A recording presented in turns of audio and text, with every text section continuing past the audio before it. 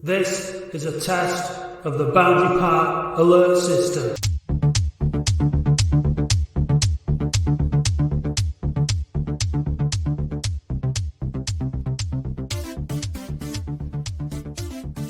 Hello and welcome to the Boundary Park Alert System with me, Matt Dean, and him, Andy Halliwell. Good morning, Andy Halliwell.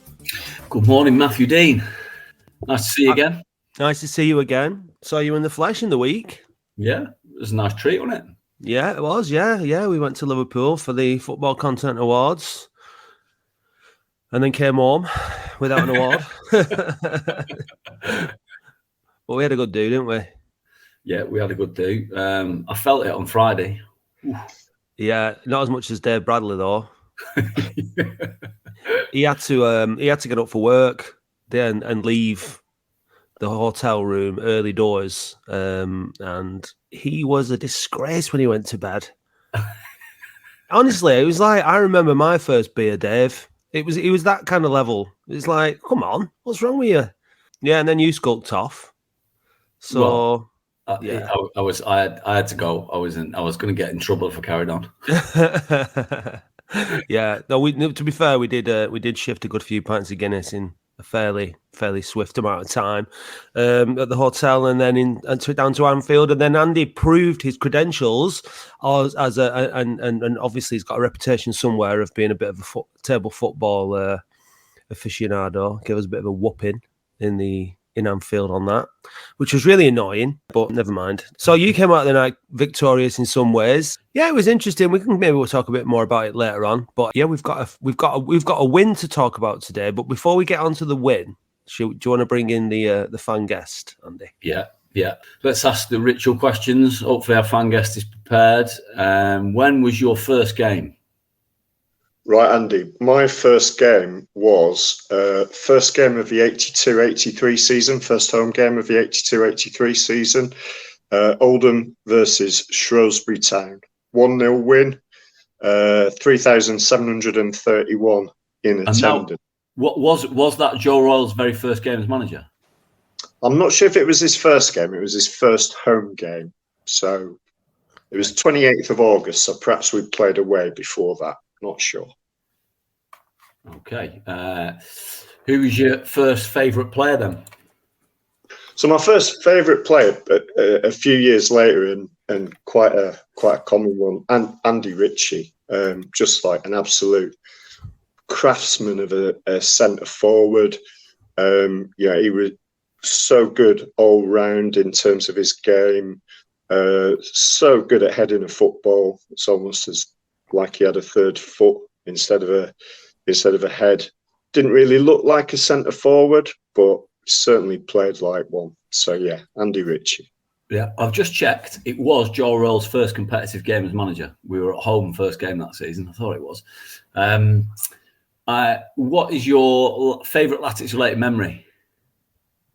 So my favourite Latics memory is sort of quite a recent one, really, and it'd be the FA Cup game at Fulham. The 2-1 victory. It's just our end was just mad that day. Don't think I've ever been part of a crowd before that just sang for the whole 90 minutes. The only break was when Fulham scored, and it was just for a second. You just missed a beat for a second, and then back again, and it was just a mad atmosphere and just a great performance that day. Guys like Missilou and Branger were just outstanding. Well, I mean, if you've lived through all of the 80s and the 90s and picked that must have been a day out for you. Yeah, because I could probably think of a fair few that I'd put in front of myself. But fair play, it was a good day out for sure. And what's a little known fact about yourself? So a little known fact about me is that I make a brief blink and you'll miss it appearance in Supersonic, the documentary about Oasis. There's a scene from a record signing on Oxford Street, HMV on Oxford Street, the first album, and I was one of the first in the queue to get my unfortunately my cassette rather than my vinyl signed. But yeah, that's my claim to fame. And so what's your name? I'm Andy Tremaine. Andy Tremaine. Welcome to the podcast, Andy. Cheers, thanks. I believe you've been on the phone in before. I've been on the phone in a couple of times last season. Yeah, big fan of the podcast. Subscriber. Great to be here. An advocate, in fact. Thank you, Andy. So it's Andy T and Andy Halliwell. So that's how we have to do it today. So where are you based, Andy T? Where do you live? So I'm in Hemel Hempstead in Hertfordshire. So you mostly get to the games in the southeast. The odd home game when I'm home seeing family. Right. Well, should we talk about that one yesterday then? That was in the southeast, which presumably both of you were at. Well, I know you were, Andy. Andy T, I presume you were as well. I watched it on telly.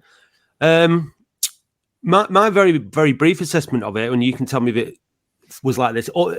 At the start of the game, it was kind of open. It was kind of end to end. Like we were getting up front, they were getting up front, but they to me looked more threatening. They looked more likely that like they were going to score first because they were sort of just getting into the box a bit more and getting a bit closer to goal. And then we just kind of grew into it and just started to take control of the game and stopped them from getting into our box and creating chances. Kept the ball really well. And just bossed it and made some really good chances that we should have scored. It wouldn't have surprised me if it had been one of those days for Latics where we didn't score and we drew 0-0 and we were all going, oh my God, we played them off the park. How did we not win that? But he brought Devon Green on, who straight away had an impact. That ball that he put back in from the corner was a really, really good ball. James Noah did brilliantly well to just muscle his way into position to smash it in. And then Gardner at the bar, didn't he? Pretty much straight after. And at 2-0, it would have been game over. And then a little bit nervy towards the end because it's Latics and there's injury time and all that. But what a really, really good performance it was yesterday, wasn't it? Like, what was it like being there? I could hear the fans were being pretty noisy. There's nearly 500 of us there yesterday. Andy T, did you enjoy it? Was it a good day out? I mean, it was brilliant, Matt. I mean, my record before yesterday was played 6, won none, drawn 2, lost 4, and I'd only seen one Oldham goal in that run. And let's just remember that we were going to Woking today, who had just replaced their manager, not won at home since August the 28th, I think it was, or something like that. So this is all set up for classic Latics, isn't it? And so that you must have been dreading it then with your own personal record. So yeah, so travelled in hope rather than in expectation, but pretty much as you described, really. We fairly open first 20 minutes, but and I was quite nervous before the game when I saw the lineup. You've got a new partnership in the centre of defence. Fondop and Norwood, I think, have only played together once before, so a new partnership. Up top, 4 changes. So yeah, it's all set for more of what had gone before. But as we grew into the game, it was a really assured performance. The passing was really good, and I haven't been able to say that in such a long time. And I think there are some kind of subtle differences in that team. That's probably the first time we've played that midfield of Ward, Gardner, Sheeran and Lundstrom in the middle. Probably the first time we've been able to play that. Lundstrom was playing that kind of water carrier role rather than Sheeran receiving the ball off the back 4. And he's really good in possession. He's really comfortable. He doesn't mind being pressed. He looks after the football. He finds someone with the pass. And yeah, we had 6 or 7 chances. We hit the bar a couple of times. Their keeper pulled off a couple of worldies. And we smashed them. And okay, Woking are on a bad run, but I think our division is much of a muchness. There are 3 or 4 teams, maybe 2 at the top, 2 at the bottom, that are different, but it's much of a muchness. And for the first time, I think that I've been watching Oldham since we're in the National League, I could actually understand where the budget had gone, and we looked like a team that were, head and shoulders above a team with less resources. So it was a smashing day. Andy Halliwell, why yesterday did we look like a team that had actually been assembled, with a bit of a cost and with a bit of a reputation? What, like Andy T says, what do you make of it?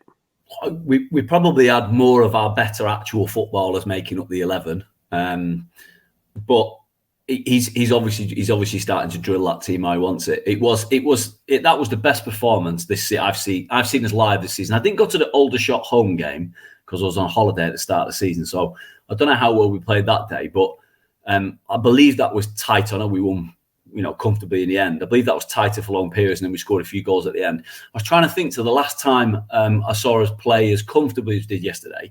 Even that Dorking away win last season, that 5-1 away win, wasn't a 5-1. We weren't that good in that game. It was Dorking giving the goals. I was trying to think, when's the last time we actually bossed a game like that? Probably when Frank Bunn was around. Grimsby away won 3-0. Surridge and Baxter scored. We had a good day that day. I can't think of a game where we were in control. We were in, like you said, the first 15 minutes, I thought Raglan looked a bit rusty. So he was out of position, missed a few headers. I was a bit worried. After that 15-minute mark, we were the best side. And what was lovely to see was we were passing through the lines. We haven't done that all season. We were going sideways, backwards, sideways, lose the ball. Punt it 50 yards, lose the ball. So you had Fondop won every header that came near him and held the ball up really well. And we passed the ball through the lines. McGahee's balls through their midfield to feet. Countless times where you would get someone like Lundstrom, Ward, Gardner receive the ball and be able to turn and run into space. I don't know how much that says about how good Woking are. They weren't tight. They didn't press very well. It felt like that's what I'd been watching other teams do to us for most of this season. It's just find loads of space in pockets. We had loads of space to run into. So it was a really, really good performance. And 1-0 doesn't do it justice. Norwood could have had a hat-trick. Gardner should have scored, but was unlucky. I think 4-0 would have been a fair result yesterday, truthfully. So that was I came away from that pleasantly surprised, and I'm feeling like that. We have obviously got to repeat that. You can't have that as a one-off now and then go back to normal again. Midweek's going to be tough because massive test midweek. Yeah, we got beat at home yesterday, so they're going to be smarting from that. And Gateshead, who were obviously a good side, beat them. So we're going to have to see if we can repeat that and not get beat. Hopefully, win again. But that's that definitely makes me feel a little bit better after watching that. It looks like Mellon's made a difference on that performance for sure. Yeah, it definitely does. And I mean, none of us were really thinking about Dan Gardner as the solution to the right midfield problem, probably. But with Dan Ward on the left-hand side and with him on the right, I mean, what was obvious about Dan Gardner yesterday, and he's got the plaudits, and rightly so, was how comfortable he switched from the right-hand side to the left-hand side of midfield. And he's just like, well, I'm a good footballer. I can play anywhere across the middle of the park. It doesn't matter. Because like you said, he'll keep there was the one word I think that we've lacked, summed it up yesterday, was composure. We just had lots and lots of composure. Even though towards the end when, they were putting balls in the box and stuff, we dealt with it. We were professional. We were organised. I think there's a big question mark now on whether Liam Hogan gets back into that back four, because I think that with McGahey in the back four, we're just a better footballing side. And obviously Hobson is a better... You've got a question. But I think footballing wise, McGahey is a better footballer than Hogan. He's passing much better. Hobson comes back in because he's a better defender. So I think we talked last week that McGahey is an organizer. He's a leader. What do you think, Andy? I want to see Hobson and Raglan at the centre defence in a four. My issue with McGahey is he's slow. And if anyone turns him and gets behind, he's absolutely toast. But that's Hobson's skill, isn't it? He's quick and he reads that and he gets behind. I mean, we've had loads of big lumps at the back, haven't we, over the years that are entering their twilight years? You know what I mean? And it's often the case that you stick a younger, fitter, quicker centre half by them, and it works. I think that yesterday, because we actually played football, and I think having a footballing centre half really makes a big difference in terms of Liam Hogan's passing. is his weakness. You know, he'll win headers, he'll tackle, he'll do all that, but his ability to distribute the ball tends to. It was okay under Unsworth because it was just get it up the pitch, unfit. You know what I mean? And he was fitting the game plan. But what do you think, Andy T? Do you think that? I think an argument there for that. I think with McGarry and Raglan, you've got two centre halves that are both talkers, both organisers. So I think it's one of them with Hobson. And you know, I was really impressed with McGarry yesterday. You know, he's, you know, for him to have come back from a year out, 2 operations on his back, all the uncertainty about his fitness that he must have had going into his first game. And yeah, he was outstanding yesterday. And him and Raglan, I agree with Andy. You know, he looked rusty at the start, but he really grew into the game as well. And I think it's a nice problem for us to have, isn't it, at centre back? And that's one of the great things about winning.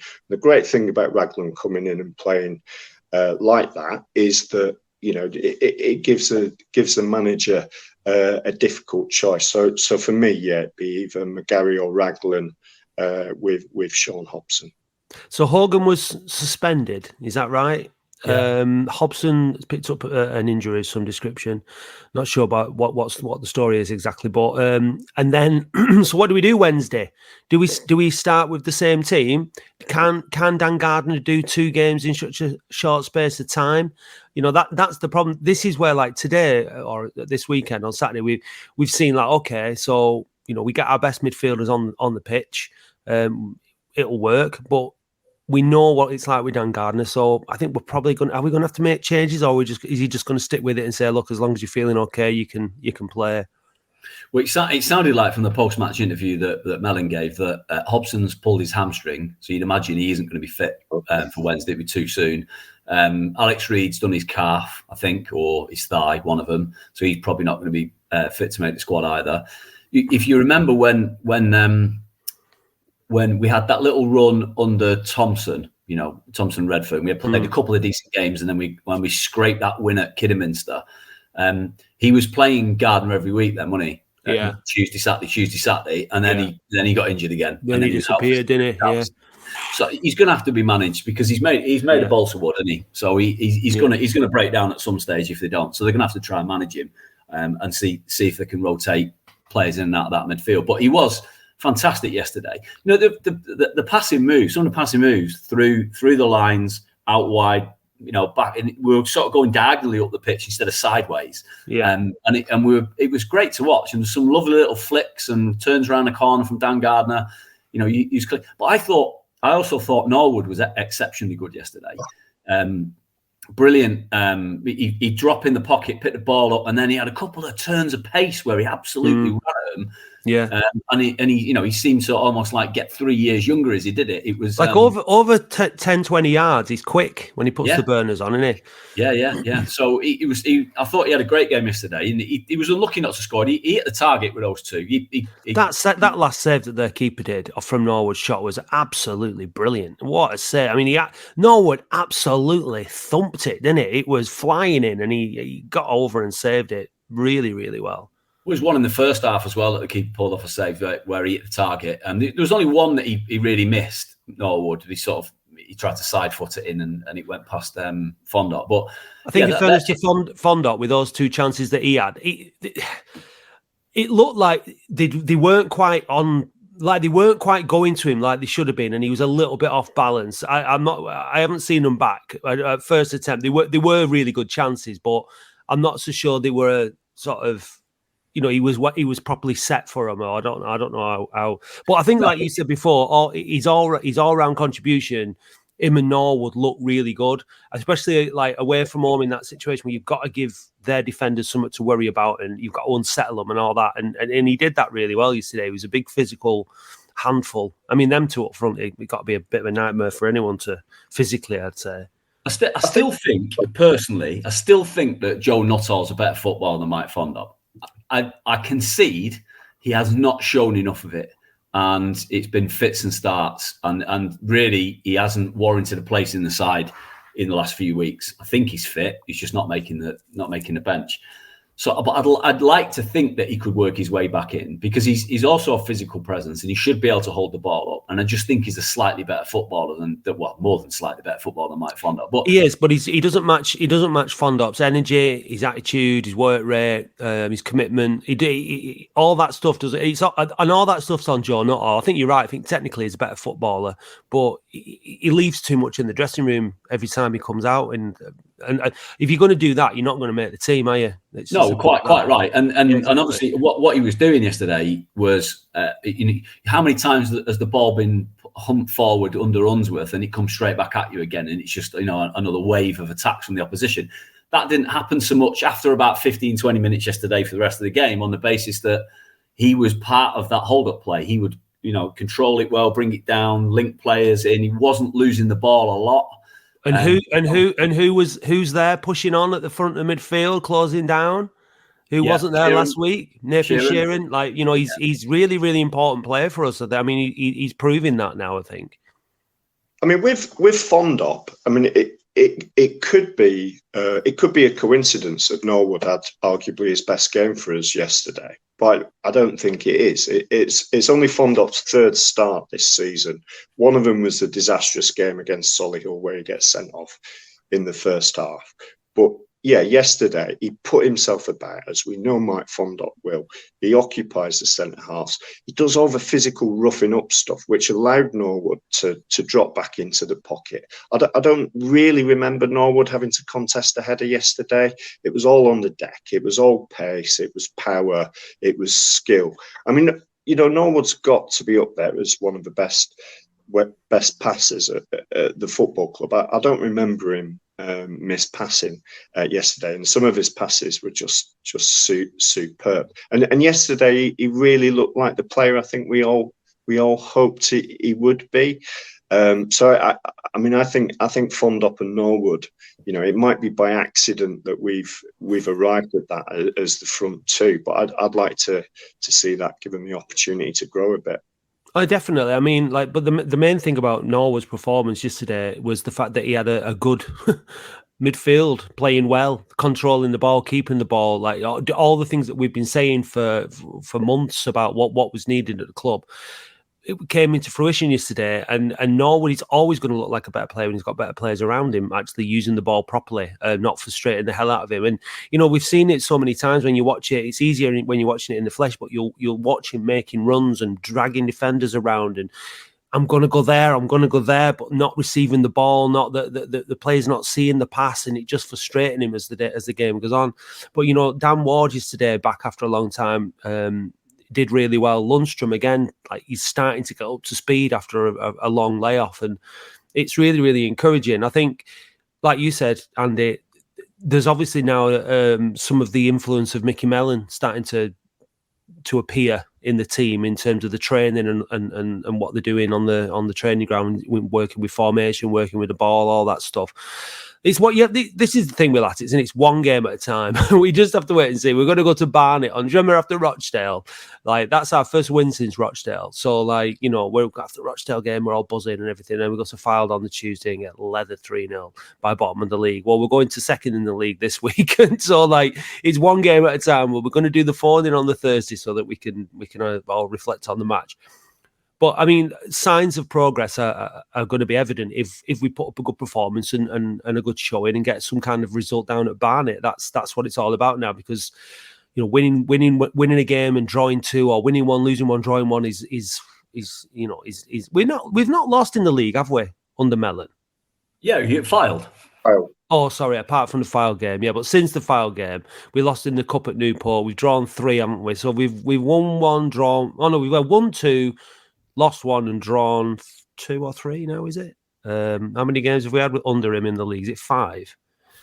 But the point is that I was saying to my dad the other day, drawing every game is no good. That can take you down and really, really pull you down. That you've got to be winning. Yesterday, Rochdale won, so we didn't jump ahead of them, unfortunately. But we're still just 4 points off the playoffs now, and so it's just about keeping in the race, innit? And hopefully starting the new. We've got the Christmas period coming up, and if anyone can tell me when we had a good Christmas period, when the last time we had a good Christmas was, I think we're all shaking our heads. Like we've not, it never happens, does it? You know, we've had the Scunthorpe at home on Boxing Day debacle of a couple of seasons ago, and all this. So it's Salford City beat us 3-0 at home over Christmas and things like that. We've had some. It's just always shocking. And this, you know, last year we had the Boxing Day bash against Notts County where they battered us 4-1. It's always terrible. So if we could just gather some momentum between now and Christmas and those 2 games against Hartlepool and the game against Gateshead at home on the 23rd, like they could be massive. It's a chance to 9 points available in those 3 games. We can get through that bit, you know, and then be in the playoffs, start the new year in the playoffs. I think psychologically that'd be absolutely massive.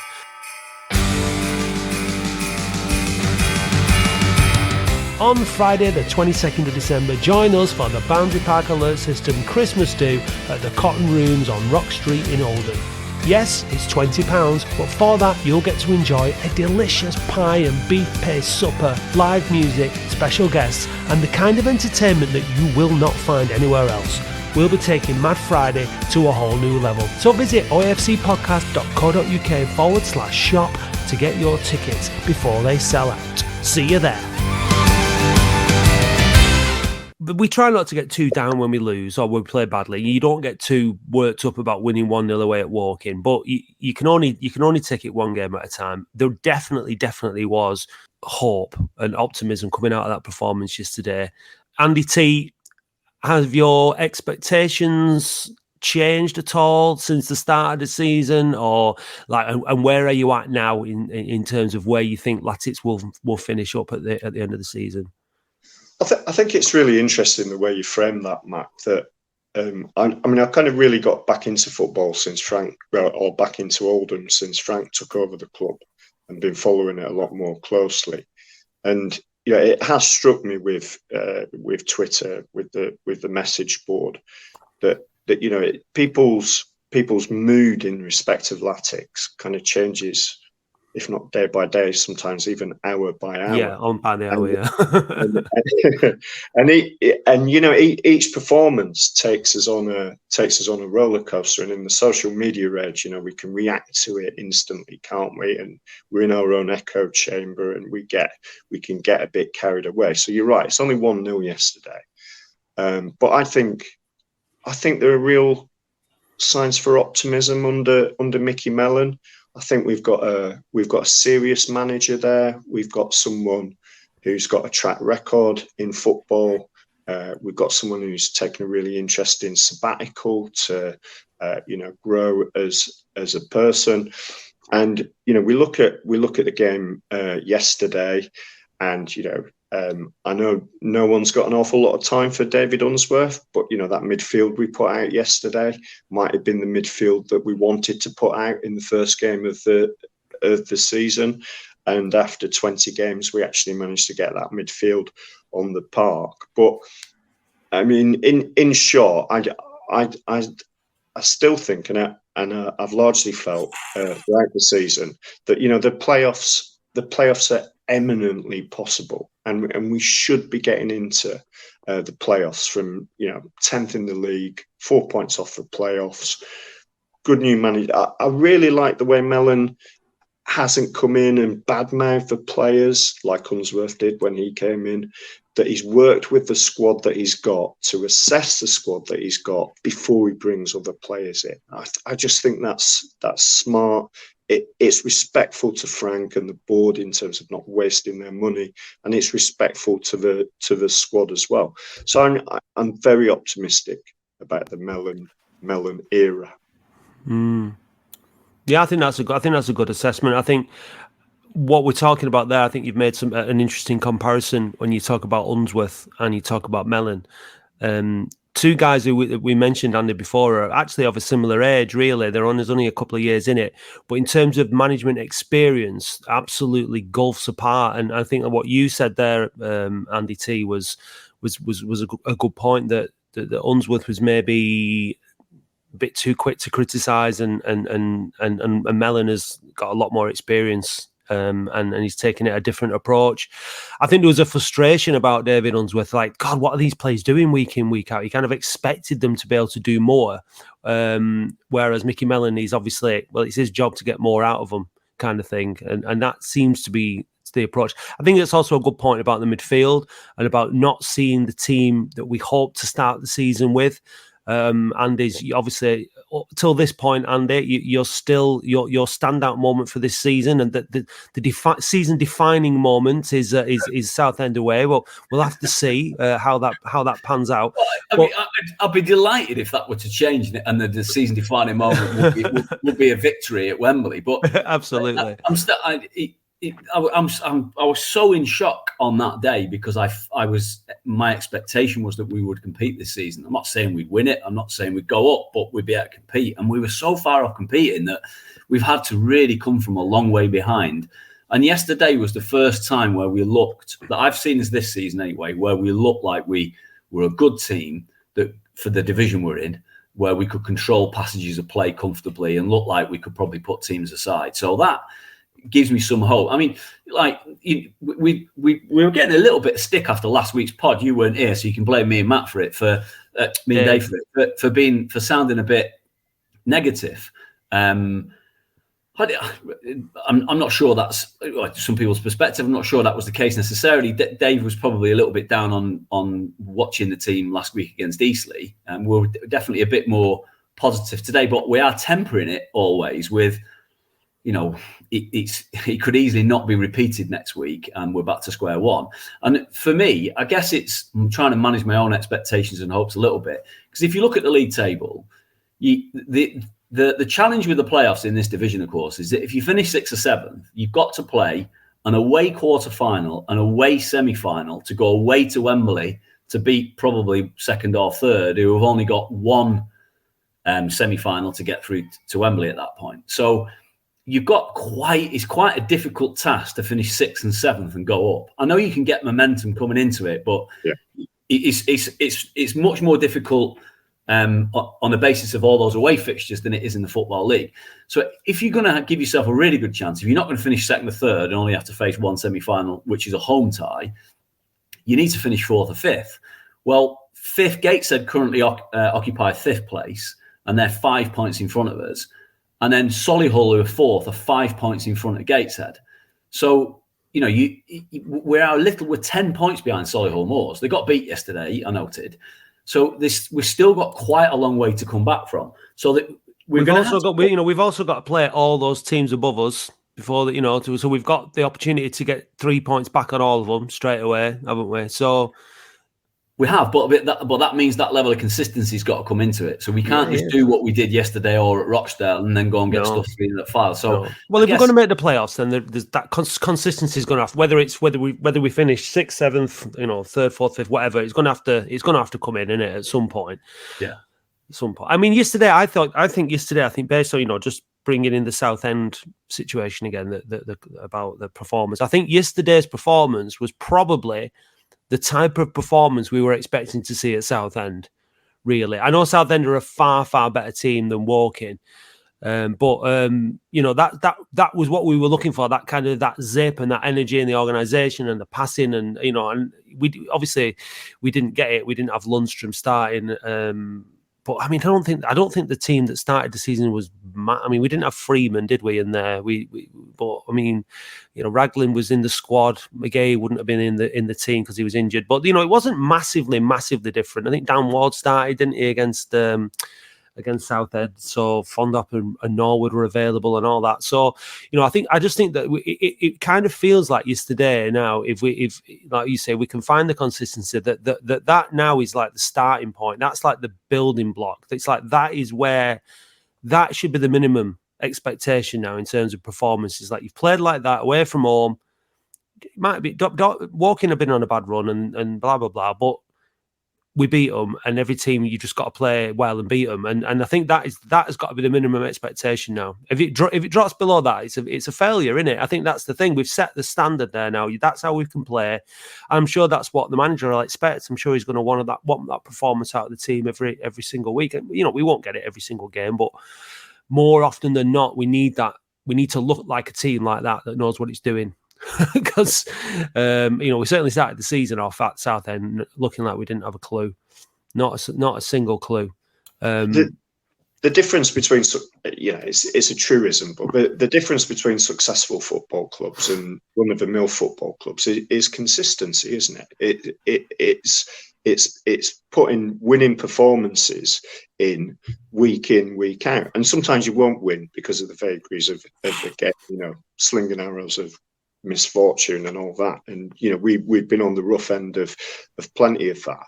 But I'm pretty sure that all of us would be happy if we played to that level that we played yesterday, week in, week out. And but we haven't been a winning football club, have we, for donkey's years now, for getting on for 20 years since we even made it into the playoffs. And I kind of think that history's, it's only so relevant because it didn't involve these players, and it didn't involve this manager, and it didn't involve this ownership.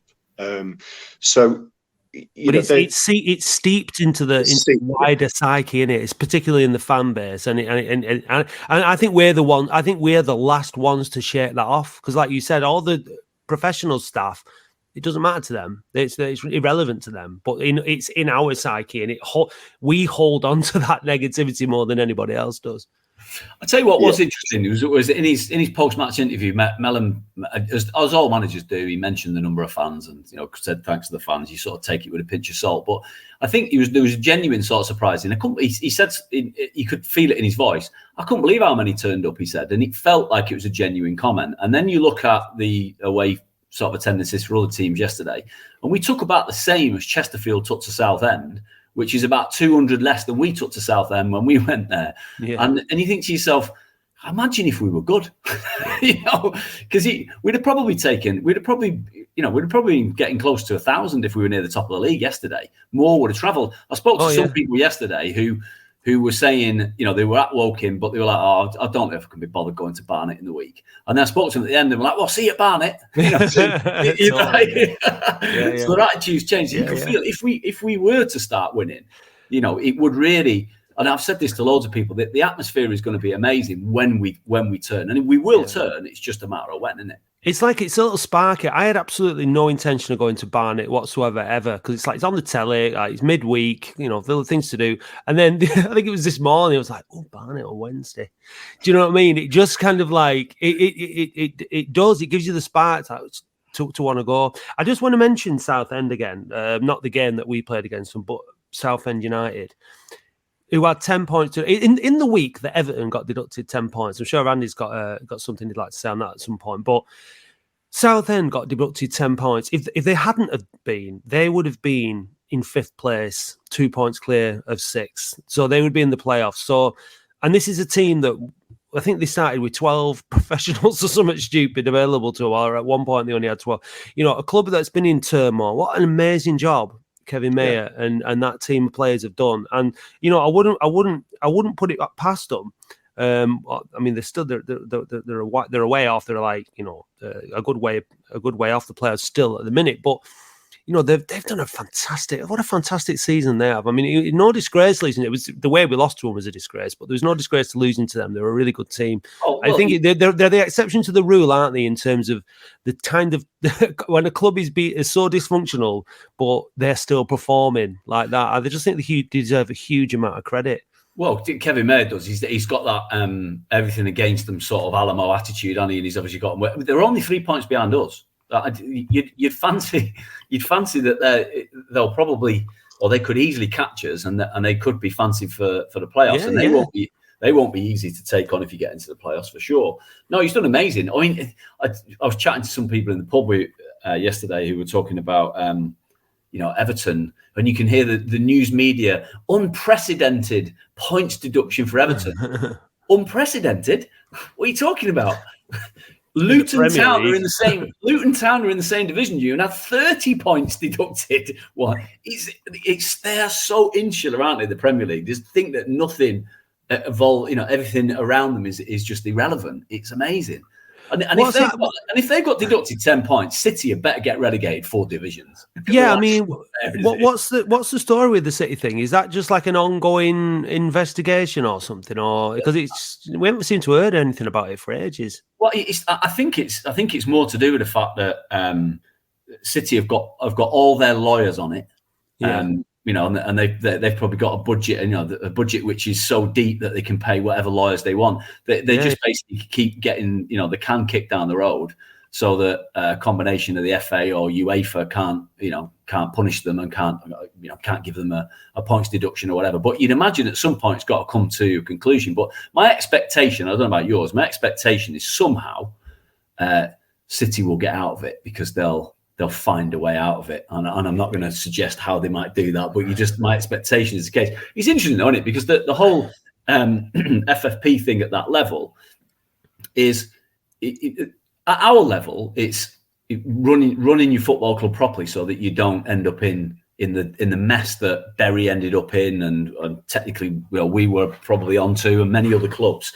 At that level, if you've got the money that the Everton owners had and they wanted to pump into it, if it's not putting Everton at risk because they were building a new stadium, then should they be allowed to do it? Because if you limit what they can spend, all it really does is help the likes of City, Liverpool, United, and Chelsea, Arsenal, stay as the top 6, Spurs, because it stops Everton or any other teams from breaking into that. And it's all about self-preservation, isn't it, for the big boys? It's irritating. But also, it's about the consequences. Sorry, Andy T. It's about the consequences and the punishment that, like, if City get deducted 10 points, what difference is it going to make to City? It's not going to make any, really. I mean, in the long term, it might mean that this season, if it happened this season, for example, it might mean that they don't win the league. They'll finish in the Champions League spots anyway. It won't really make a massive amount of difference. It won't. I mean, why would it really put them off?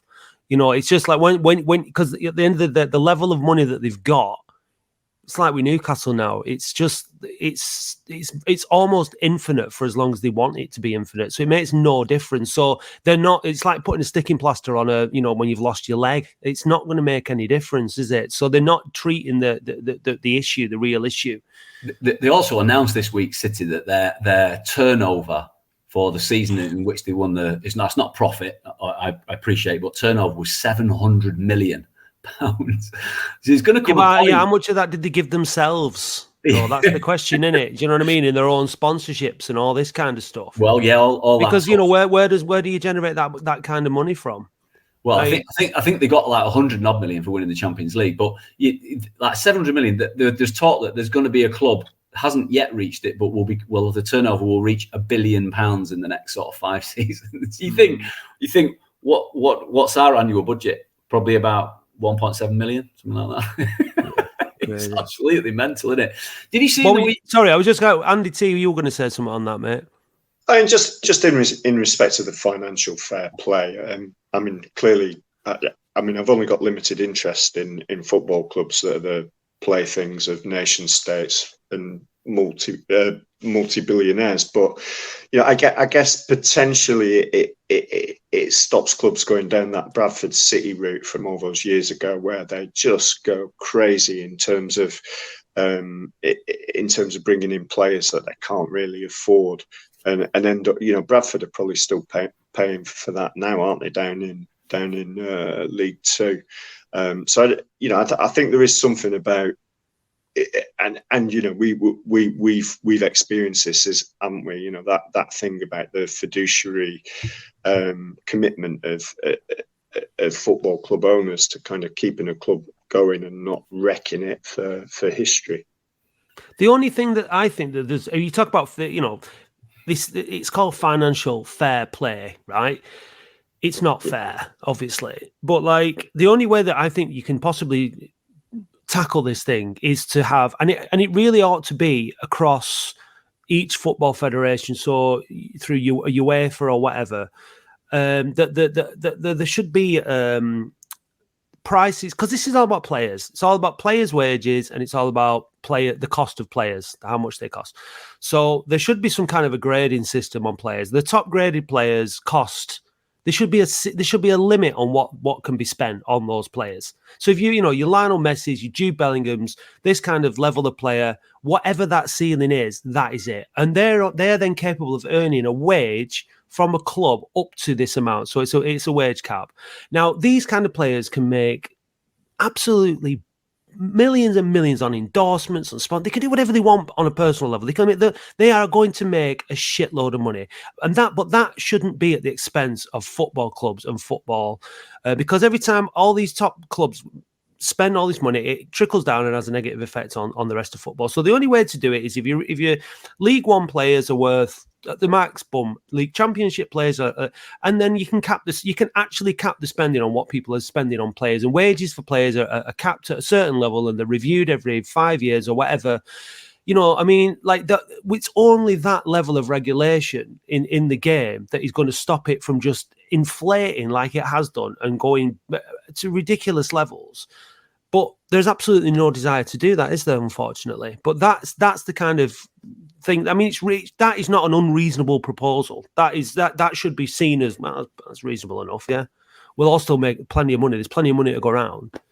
But they won't have it. They won't have it at the top because they'll complain that they can't compete with other international leagues that don't have the same rules. Yeah, but that's where the likes of FIFA and UEFA and governing bodies have come in. You know what? This is let's have football competitive globally. Why the Premier League won't be the best league in the world forever anyway, because that never happens. Like, look, but they're trying to maintain it. They're trying, like, it's because it's all based on like the American sports model. But American sports works on that model because American sport just competes with other American sports. It doesn't compete on an international level because nobody gives a shit about it anywhere else. And that's why American owners coming in trying to deliver that. It's like, that doesn't work like that. We want our teams to be able to play competitively in England and in Europe and all that kind of stuff. And then also we've got this international scene where we want international clubs to play well internationally against each other. And you want England and Portugal and Spain, blah, blah, blah. And then other clubs coming from South America to be competitive. And that's exciting internationally as well. So, like, for the good of the game, but things need to be done, but nobody gives a shit. I mean, look at FIFA, one of the most corrupt organizations in the world. They're supposed to be there looking after the interests of the game. So this is what we're up against. And I'm getting into rant mode now because they piss me off. They piss me off so much. Anyone who says like fair play and the good of the game and then works at top level, they're blowing smoke up your ass. Can I just? What I was going to say before. Can I just drag it back to our league and just get away from the Brit leagues? Did you see what Bromley and Andy Woodman were involved in with Xbox? It was either in the week or the week before. So no. Bromley have advertised for a tactician to be employed by the club and be involved in the first team, but for those people to apply who have done well on Football Manager. Oh, right. You're like, it's got to be a gimmick, surely. Yeah, well, you'd have thought so, yeah. But they're actually advertising for a job for I get there's probably one or two of our fan base that are probably quite good at it and might want to apply for it. But you just think to yourself, what is the world coming to when you've got nonsense like that going on? It's obviously got something to do with Xbox behind it, putting some money in. Yeah. Why, he's mad, isn't it? Absolutely mad. Yeah, like you say, he's probably earned a few quid off it, haven't they? It's kind of like a sponsored advertisement sort of thing. But yeah again, bit weird. It was quite nice to see. So when I was coming out the stand yesterday, so Frank was there shaking everyone by the hand. Thanks for coming. Just think to yourself, I love that sort of. He doesn't have to do. He obviously enjoys it, and you want him to get something out of it. But just shaking everyone by the hand. Thanks for coming. Thanks for supporting the team. It's just you feel a bit of a connection to your club, don't you? When that goes on, it's a brilliant thing that he does. I really enjoy chatting to him briefly when you walk out. He's high fiving my kids as you're going out, and you're like, you just feel connected to your club in comparison to this nonsense we've just been talking about now. Yeah. Oh, yeah, definitely. Yeah, well, you see the smiles on everyone's faces, don't you? When everyone's taking selfies with him, everyone's delighted. He's delighted. It's great. And again, we come back to the old thing of imagine what it'd be like if we were actually winning stuff. And there's all these beaming smiles in the stands anyway. We've not won anything for such a long time. So, yeah, I mean, you're out and about. You're talking to people about Latics, that aren't familiar with it, and you talk about where we've come from and the new owners, and then people talk about, how's it going to be with this lot what if they're no good? I said, well, I mean, there's not been any good, and then being malicious or whatever. I said, but look, these guys, they live in the community. There's no hiding place for them. They're not in Dubai. They're not like Frank's in the stand. They're an Oldham-based family. Like it matters to them that it works because they can't escape. They can't just disappear like our mate Abdallah and rock up at boxing matches in Saudi Arabia every now and again. They're here in the state, in the community. It's a massive investment, not just financially, but they really put themselves out there. They really put themselves on the front line, and I think Frank being in the stand like that is kind of symbolic a little bit of that, isn't it? Really, in that it's they're here and they're doing their best. And yesterday, thankfully, we saw some of the fruits of all that work that's been going on off the field and in recruitment, and it's not worked out as well as it could have done or should have done. There's still work to do, I think. But yesterday there was some green shoots of optimism on the pitch. Well, while we talk about recruitment, I don't know if anyone picked up in Mickey Mellon's pre-match presser that he did with the official sort of media team. He mentioned that they've been operating the last few weeks without an analyst, and of course we don't have a head of recruitment since Thompson just walked out of the club.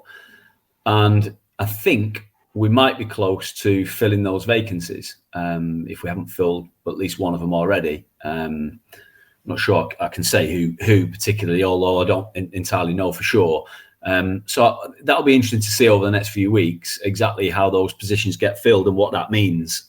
Because you want a functioning all of those departments. The theory behind those departments working together is a good one, and if that's the structure and the strategy they're sticking to, it'll be good to see who sits in those positions over the next few weeks and how that might make some difference. Because we probably still need to tinker with that squad, don't we? Move some players. I mean, you're always going to need it, aren't you? There's always going to be players that need to go out. There's always going to be players that need to come in. It's it's just a case of like, right, okay, that one didn't work. Roll your sleeves up. Let's go again. And that's where we're at, isn't it?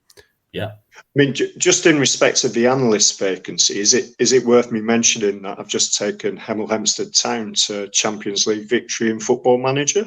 I think it definitely is, yeah. Get yourself down to Bromley, quick, smart, because then you see if you can get that position, yeah. Yeah, exactly. Well, that'd be more convenient for you, wouldn't it, geographically? Yeah, and then if you do well at Bromley off the back of your Football Manager success, who knows? Maybe there's a job in it at Latics for you.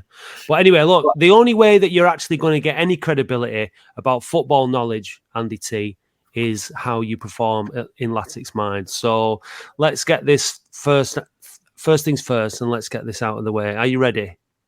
Not really. You've already told us you have a quite a long association with the club. You even remembered the crowd that were there on your first game in 1982. Don't say you Googled it. No, it's impressive.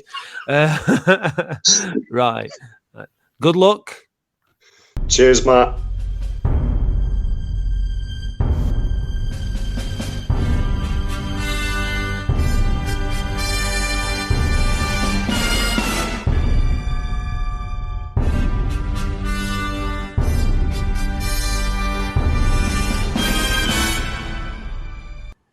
Who knocked Latics out of the FA Cup in 2017-18? Pass. In the FA Cup run of 1989-90, which player scored his first goal for Latics? Nick Henry? Wrong, it was Neil Redfern. Where have Latics lost 5-0, 6-2 and 7-0 within the last 15 years? Spurs. MK Dons. Who was Latics' first choice keeper at the start of the 2010-2011 season? Les Poliakomi. Dean Brill. Who knocked Latics out of the FA Cup in 2020-21? Accrington Stanley. Bournemouth. Who was David Unsworth's first league away win against? Oh. I already Barnet? mentioned it. Huh? Barnet? Nope, it was Dorking. Who scored the first goal of Mickey Mellon's tenure? Norwood. Nathan Sheeran. Against who was the Rochdale Road end last used as a standing open terrace? Grimsby. Manchester City. How many goals did Latics concede in their Littlewoods Cup run of 1989-90? 2. 9. Which England goalkeeper made his Latics debut in 1952?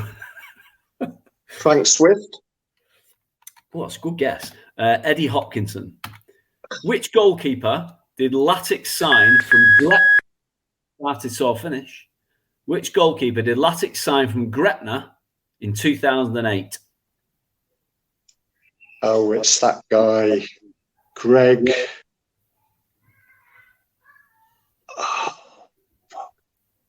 Greg. Can't remember his surname. Greg McTavish. Oh, Greg Fleming. Oh, Andy.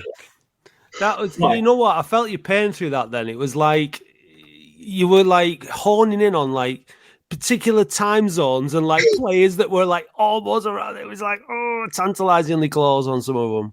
Yeah. It's, it was a good effort. Given if you don't know the answer, you either got to guess or pass. So your tactics were right. You just didn't pull it out. You only had one pass, and that was who knocked Latics out of the FA Cup in 2017-18, and it was Carlisle United.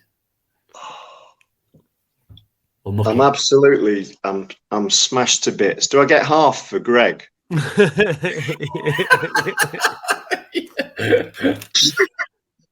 Yeah, we'll give you half a point. Yeah, we'll give you half a point. Just to save my blushes slightly. Yeah. Oh well, unlucky. Never mind. I don't know. Has that knocked your confidence for the analyst job at Bromley? Yeah, I might have to regroup and wait for the Dorking job to come up. Yeah, well, don't worry. We can put a good word in with you on Dorking anyway. So, of course. That's about as far as our influence in football goes, really. Yeah, well, never mind. Latics won on Saturday. That's the main thing. Are you both going to Barnet on Wednesday? Oh, yeah. Oh, there'll be a good turnout from the Oasis lot. There needs to be on a weeknight because it's obviously a lot more difficult for everyone from up here to get down there on a Wednesday night. So hopefully the Oasis lot will be inspired by Saturday and they'll all be out in numbers. Yeah, usually are. It's quite good. It's all right, Barnet, as well. It's good. You could get a couple of decent pubs in North London and not far away. So yeah, it's not a bad away day. Well, I suppose we should mention that it was Barnet who won their podcast, the Bees Pod, won the award Best in Non-League for the National League. So well done to them. Yeah. Hopefully we'll get our revenge on the pitch on Wednesday, and I would take that over us winning the award any day. So let's hope that we do that. Yeah. Any other business, Andrew? No, we've done it all as we've gone along. Excellent. Andy T, thanks very much for joining us on the podcast this week. Hope you've enjoyed it. Yeah, very much so. Thanks a lot, lads, and congratulations, by the way, on the nomination for the award. I think it was good to get nominated, and I know you bring a lot of pleasure with the podcast and the call-in. I mean, particularly being in the southeast and not knowing too many other Latics fans around and about, it's a great way to kind of feel part of this support. So thanks, lads. That's great stuff. Thanks, Andy. That's why we do it. It's public service, obviously. But yeah, there's loads of us, isn't there? That's the thing. We're massive, especially at this level. Sort of Mickey Mellon saying about us turning out in numbers like that at Woking. But there's lots of Latics fans all over the place. And, as we crawl ever closer to that football league, we're just going to all come out of the woodwork, and before we know it, at Wembley, and there'll be 20,000 of us there, won't there? Come May, let's hope. Fingers crossed. Right, thanks for joining us on the podcast this week, guys. Don't forget that we've got our Christmas party on the 22nd of December. Go to the website and buy a ticket for that, because that's going to be a great laugh. And if you did vote for us for the award, thanks very much.